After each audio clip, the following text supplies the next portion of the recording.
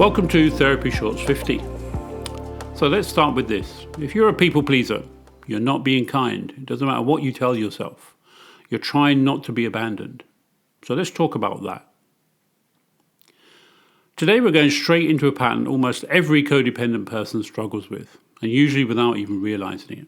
It's called people pleasing. On the surface, it looks kind. It looks thoughtful, patient, supportive. It looks like the sort of quality the world needs more of, and especially at the moment. But when we slow down and look beneath the surface, we find something much more complex and far more uncomfortable. Most people pleasing isn't kindness at all. It's fear. It's self-protection. It's a nervous system that has learned through years of conditioning that the safest place to be is a place where everyone else is comfortable. If you spent your life smoothing things over, keeping everyone happy, and shrinking your own needs to make sure nobody else feels discomfort, this episode is likely to very much resonate with you. By the end of this, I want you to see something clearly. People pleasing doesn't keep you safe. It keeps you small. And breaking that pattern isn't about becoming harder. It's about becoming more genuine and more honest. So let's get into it.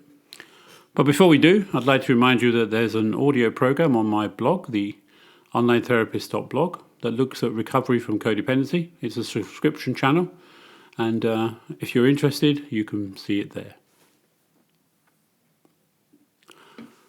Okay, so people pleasing is one of those behaviors we tend to defend fiercely. I'm just being thoughtful. I don't want to upset anyone. I'm just trying to help. It's who I am. I personally have said these statements to myself for many, many years. But I've also realized that people pleasing isn't kindness. It's a strategy, and not a very harmless one. It's an emotional safety mechanism, a form of control we learned very early on. Not control meant to harm, but control meant to survive. If you grew up with unpredictable moods, conditional affection, shifting rules, you learn to watch people closely. You learn to study tone, expression, the slightest change in atmosphere. You adjusted yourself instantly, depending on the emotional climate.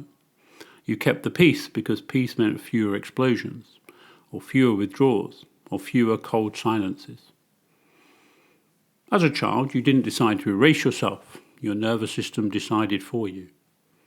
And now, as an adult, discomfort feels dangerous. Disapproval feels threatening.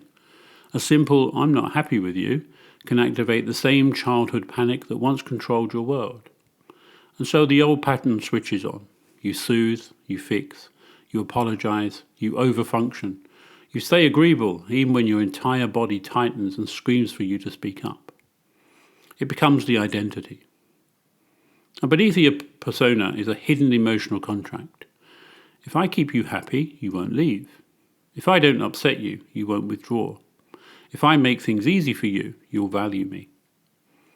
This is not malicious manipulation, it's protective control. And it's fear dressed up as generosity. But the cost is enormous. People pleasing requires you to disappear. You care about their emotions and abandon your own. You listen to their needs and silence your own. You give endlessly and feel exhausted. You perform closeness but never really experience it.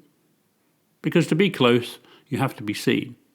And people pleasers rarely allow themselves to be seen. And then the resentment builds, quietly and chronically. And resentment is your psyche saying, "I'm giving too much and nobody notices. I'm tired. I want support too. I can't keep carrying this." You want to be loved for who you are, but you show a false version shaped around other people's comfort. You want equality, but you train people unintentionally to expect that everything revolves around them. You want to be seen, but the real you never gets seen. And so you feel invisible. How can anyone see you when you rarely show yourself?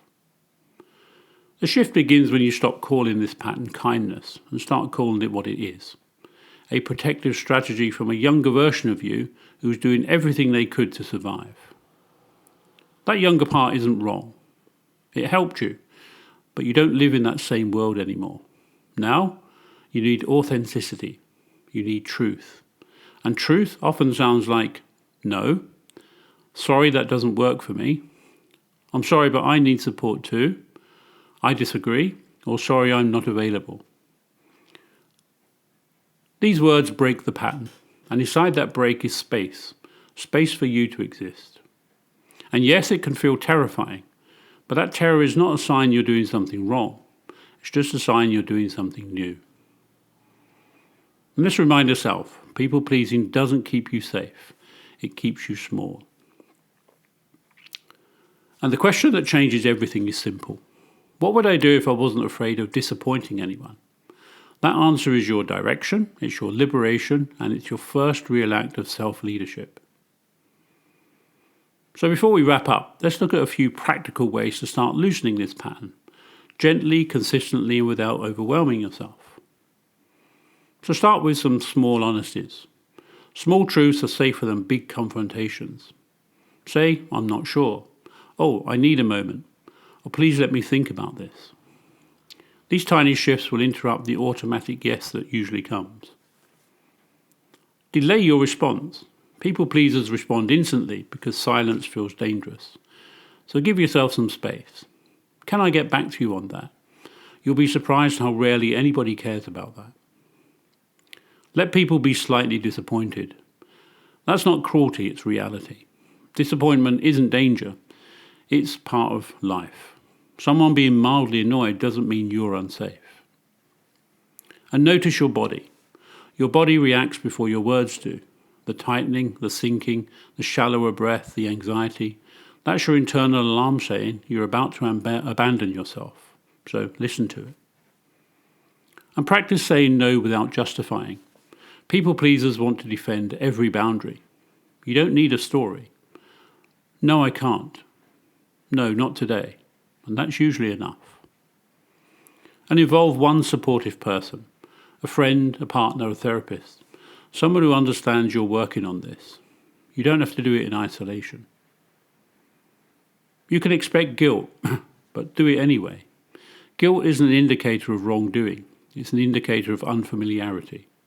You're stepping out of an old role and your nervous system hasn't quite caught up yet. And finally, remember the long game. Short-term people-pleasing keeps the peace. Long-term, it destroys connection and relationships.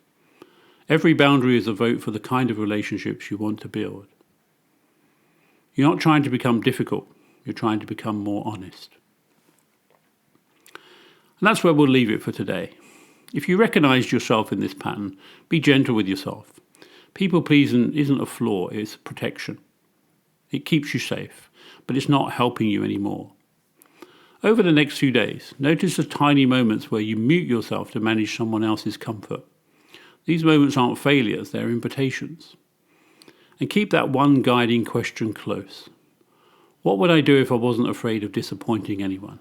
Ask it often. Ask it honestly. Let it lead you back. So that's it for today, and thank you for listening, and see you in the next Therapy Shorts.